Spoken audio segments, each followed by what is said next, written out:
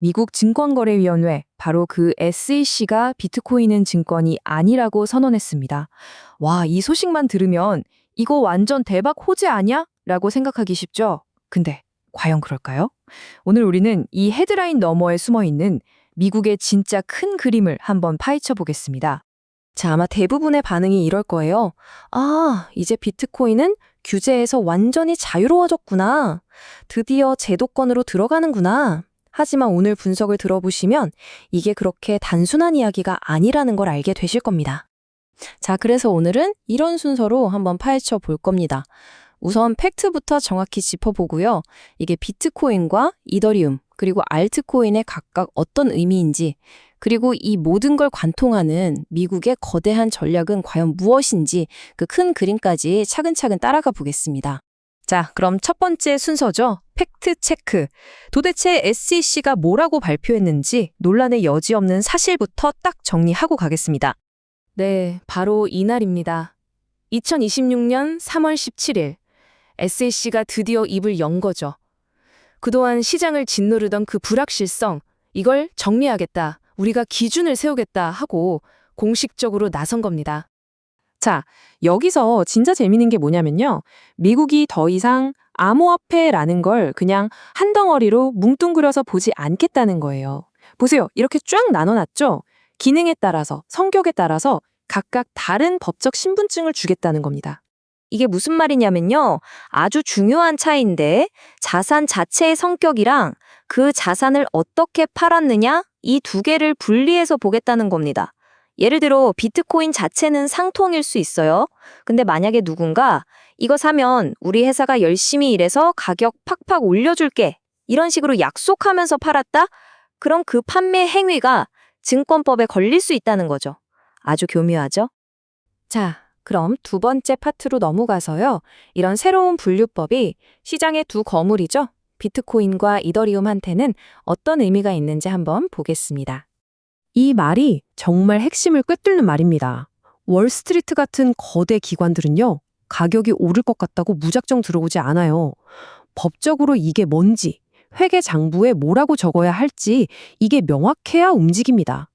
정의되지 않은 위험에서 이제 분류 가능한 자산이 된 순간 드디어 큰 돈이 들어올 수 있는 문이 열린 셈이죠. 가격보다 이게 훨씬 중요한 겁니다. 장기적으로는. 보세요. 이 표가 앞으로 둘의 운명이 어떻게 갈릴지를 아주 명확하게 보여주죠. 비트코인은 뭐예요? 디지털 금입니다. 그냥 묵직하게 가치를 저장하는 자산이 되는 거고요.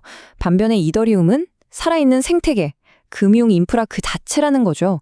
이 위에서 디파이니 NFT니 하는 온갖 경제 활동이 일어나니까요. 둘의 길이 완전히 달라지는 겁니다. 근데 여기서 찬물을 끼얹는 건 아니지만 꼭 기억해야 할 게 있습니다.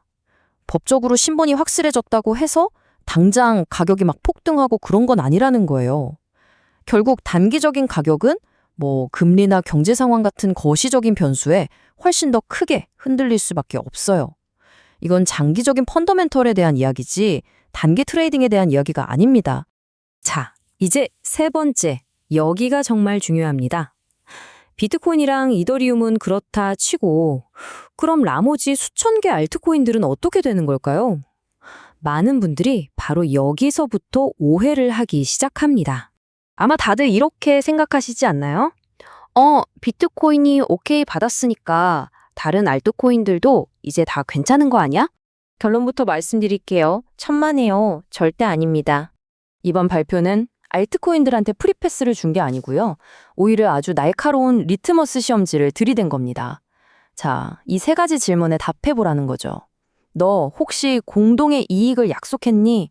너의 가치가 특정 팀의 노력에 달려있니? 미래에 돈 벌게 해준다고 광고했니? 여기에 네라고 답하는 순간 넌 미등록 증권이 될 수 있다는 강력한 경고입니다. 이제 진짜 옥석 가리기가 시작된 거예요. 자, 그럼 네 번째 주제로 넘어가서 이 모든 규제인 막 뒤에서 미국이 진짜로 노리는 게 뭔지 그 큰 그림을 한번 들여다보겠습니다. 바로 스테이블 코인입니다. 미국 정부한테 스테이블 코인은요, 그냥 코인 시장에서 쓰는 달러 토큰 이런 수준이 아니에요. 이건 잠재적으로 달러의 힘을 디지털 세상으로 확장시켜줄 미국 금융 시스템의 업그레이드 버전, 즉 금융 인프라로 보고 있는 겁니다.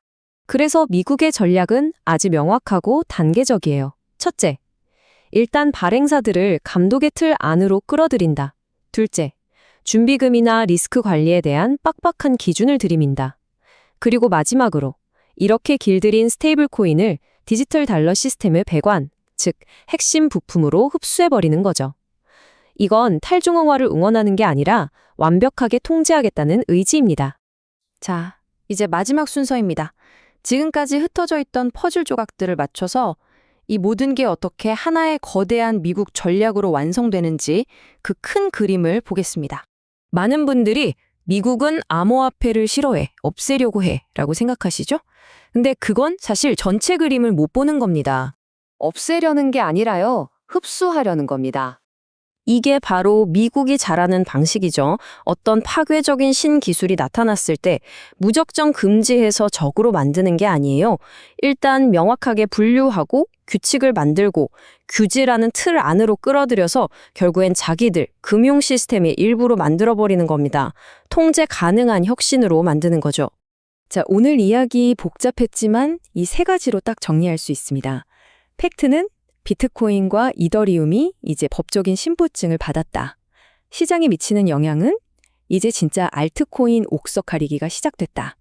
그리고 그 뒤에 숨은 미국의 진짜 전략은 암호화폐를 없애는 게 아니라 자기들 시스템 안으로 흡수해서 통제하겠다는 것이다. 이 세 가지를 같이 봐야 전체가 보입니다. 이제 새로운 판이 짜이고 있습니다. 더 이상 가격이 오르네 내리네 하는 단기적인 관점이 아니라 이 거대한 구조 변화의 파도 속에서 우리는 어디에 서야 할까요? 이 질문에 대한 답을 찾는 것이 어쩌면 지금 우리에게 가장 중요한 숙제일 겁니다.